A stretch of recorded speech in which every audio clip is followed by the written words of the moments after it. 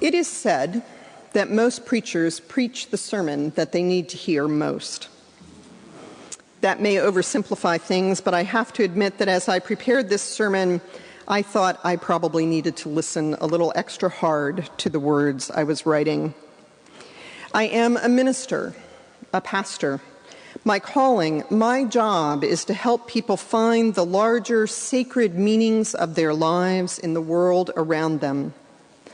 I get to be present at the important moments of life's transitions, births and deaths, marriages coming together and falling apart.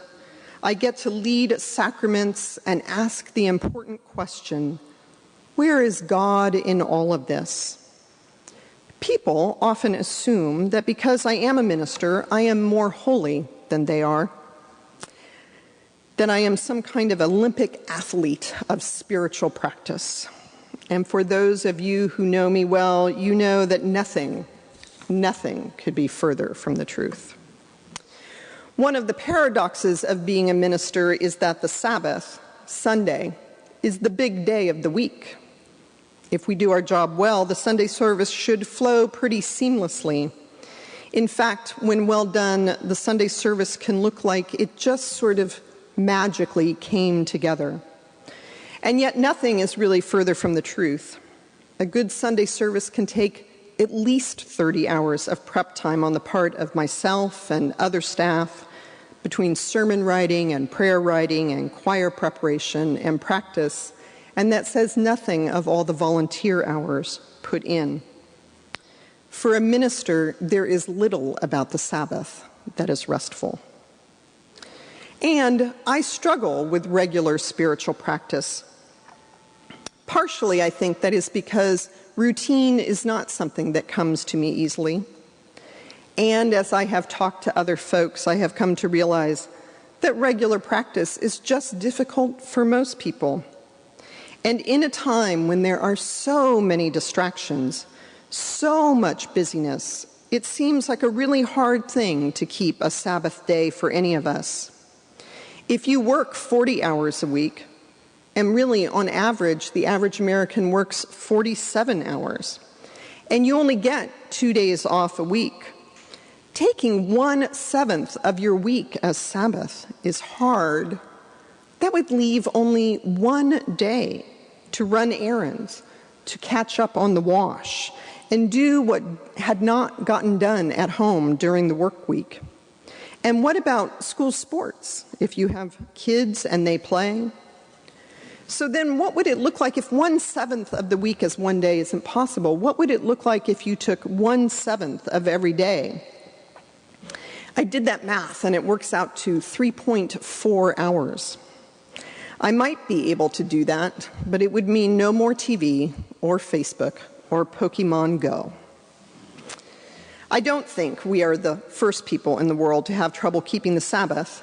It's one of the 10 Commandments, after all. It's so important that it is one of the commandments. But I would also maintain it's one of the commandments because people don't naturally keep to this. Laws tend to get made when people do not do the desired behavior. And keeping Sabbath takes practice. It is, in fact, a form of spiritual practice. In the past year, I have been trying harder to have some kind of regular spiritual practice, some way of keeping Sabbath. And I realized that before one can keep a Sabbath, one has to protect the Sabbath. Several years ago, my husband gave me a really nice stove as a Christmas present. And you know you have been partnered for a long time when a stove is really exciting. But it was a great stove, and it had all these features and bells and whistles. It included a delayed cooking feature. So, for instance, I could set something up to cook for an hour at 350 degrees and have it start cooking 4 hours after I set it up. And it had something I had never seen before. It had kosher cooking instructions. To use this feature, I would have had to change the 12-hour clock to a 24-hour clock so that I could set it all up the day before. And that got me to thinking, if I were to keep a traditional Sabbath and not do any unnecessary work, then I would have to think ahead. Wash my dirty laundry before the Sabbath. Make sure the lawn is mowed before the Sabbath. Make my plans about food before the Sabbath. Run errands before the Sabbath. Catch up on my emails and my phone calls before the Sabbath. So, Sunday is not really my Sabbath day. Instead, I try to take Monday as a Sabbath day. And I've discovered that means I have to say no a lot. Because it's not the same as everybody else's Sabbath day. And I didn't realize how many things actually happen on a Monday until I tried to stop doing them. There are community meetings I miss. There's been a discussion group I missed all year that I've been sorry about. Sometimes there are really good lectures or trainings on a Monday, and there are always folks who want to talk by phone or by email. So how is one supposed to figure out what it is that can and should be done on a Sabbath? It's not as easy a question to answer as you would think. Our Jewish cousins have a lot of scholarly thought and writing on law and laws written about this. And this is really what is at the heart of the passage that I read from Luke this morning.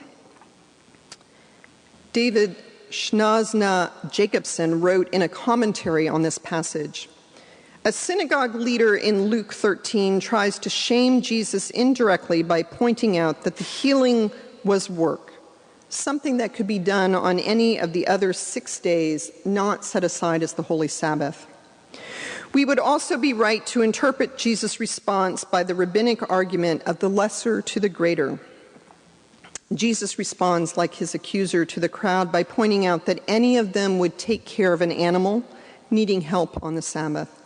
So how much more should they respond to a human being in need? All this kind of argument is well and good and undoubtedly very Jewish. But the synagogue leader and Jesus are actually saying more here. The synagogue leader uses the Greek verb day to make his claim about the ought of work. Luke loves this verb in his narrative because it describes what is necessary for Jesus to do as God's agent. This is why Jesus' response picks up on the synagogue's leader's claim. The ought here is not about a divine necessity to work the other 6 days, but based on a divine necessity to have this woman be freed from bondage on the Sabbath. To make the point even clearer, he calls her what she really is, a daughter of Abraham. Jesus here does not supersede Jewishness with his claims about the Sabbath, but rather intensifies their theological grounding in the necessity of God and God's purposes to heal, liberate, and unbind. It is not simply that all work is not to be done on the Sabbath, but rather the work that we do should be God's work. And sometimes it is just hard to say, no, I will not do that thing. I will not go to that demonstration, or I will not read this article on global warming. I will not write that letter to my representative. There are so many things wrong with this world. It is so broken, and the call for assistance comes so often, and we feel so needed. In a well-meaning desire to make the world better, we can get into a frenzied rush of trying to get it all done. You have only to read the headlines to feel the fear and anxiety grip your soul. And for me, at least, keeping the Sabbath can feel a little self-serving. I mean, really, isn't it kind of a privileged thing to say, I am important enough that I need to step back and take time away? But I would counter that if that is what you think the Sabbath is, then you have confused the Sabbath with vacation. Because Sabbath does not mean keeping my time, but rather keeping the sacred's time. keeping God's time. Thomas Merton once wrote, "There is a pervasive form of modern violence to which the idealist most easily succumbs: activism and overwork. The rush and pressure of modern life are a form, perhaps the most common form, of its innate violence. To allow oneself to be carried away by a multitude of conflicting concerns, to surrender to too many demands, to commit oneself to too many projects, to want to help everyone and everything is to succumb to a form of violence. The frenzy of the activist neutralizes his or her work. It destroys the fruitfulness of their work because it kills the root of inner wisdom, which makes work fruitful." Merton here is saying busyness is a form of violence to the self. Merton's point is not that we should not be busy, but whatever activism we do should be in the service of God's love, not in the service of something else, and especially not in the service of our own egos. Jesus' point is that we should not have a Sabbath, but that the Sabbath is to serve us and to serve God. We do not serve the Sabbath. When your laws and rules about it become too cumbersome that one cannot heal the most marginalized among us, then the rules are wrong. Sabbath is not a vacation. Sabbath is a moment of stepping back, creating space around oneself so that one can take the time to focus on the sacred, which is around us at all moments and at all times, but moves at its own pace, not our pace. And we need to stop to understand what its pace is. There are so many things wrong with this world: racism and climate change, a broken healthcare system, poverty, poor education system.